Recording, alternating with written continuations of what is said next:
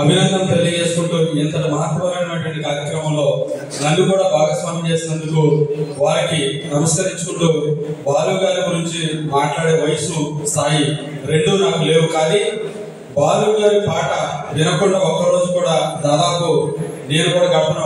పాట రాదు కానీ వినడం మాత్రం బాగా వచ్చు. మరి ఇందాకే శశి గారు చెప్పారు చాలా మంచి విషయాలు.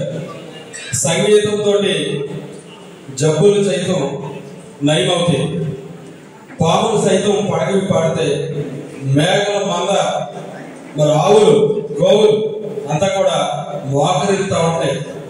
కృష్ణుడి యొక్క వేడుగానికి సంగీతానికి ఉన్నటువంటి అంతటి గొప్పతనం ఉంది. అలాంటి గొప్పతనానికి భారతదేశానికి దేవుడు పంపించినటువంటి గొప్ప సంగీతం ఎస్కే బాలసుబ్రహ్మణ్యం గారి గాత్రం.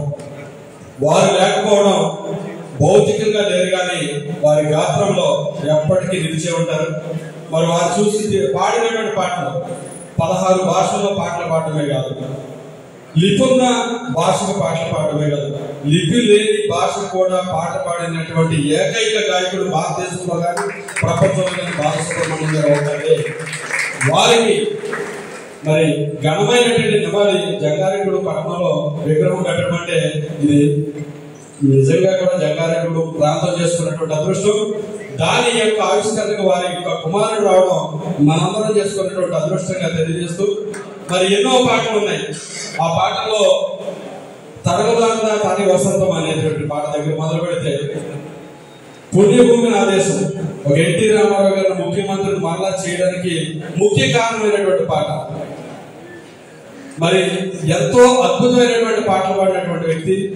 కేవలం పాటలు పాడటమే కాదు, ఒక డబ్బింగ్ ఆర్టిస్ట్ గా అద్భుతమైనటువంటి డబ్బింగ్ చెప్పడం కానీ మంచి సినిమాలు శుభ సంకల్పాలు కమల్ హాసన్ గారితో సీతమ్మ సూత్రాలు రామయ్య మరి సీతమ్మ సూత్రాలు రామయ్య అనే పాట, ఈ యొక్క పాటలు ఆ యొక్క సినిమాలు నిర్మించడం కాదు, మ్యూజిక్ ని కంపోజ్ చేయడం కాదు, అద్భుతమైనటువంటి మరి వెలుగులో తనిఖీల పాత్ర గారు చేసినటువంటి సినిమా అనుకుంటా చాలా అద్భుతమైనటువంటి ప్రదర్శన చేయడం కాదు. ప్రభుత్వం లాంటి ఇండియన్ గ్రేట్ మైకేల్ జాక్సన్ అనేటువంటి వ్యక్తితోటి పాటని మరి స్టెప్పులు మర్చిపోవడంలో కానీ ఆయన బహుముఖ ప్రజ్ఞాశాలి. వారు నవరసాలు ముఖంతో నటించడమే కాదు, నవరసాన్ని తన గొంతులో పలికించినటువంటి 10వ రసం బాలసుబ్రహ్మణ్యం గారి సందర్భంగా తెలియజేసుకుంటూ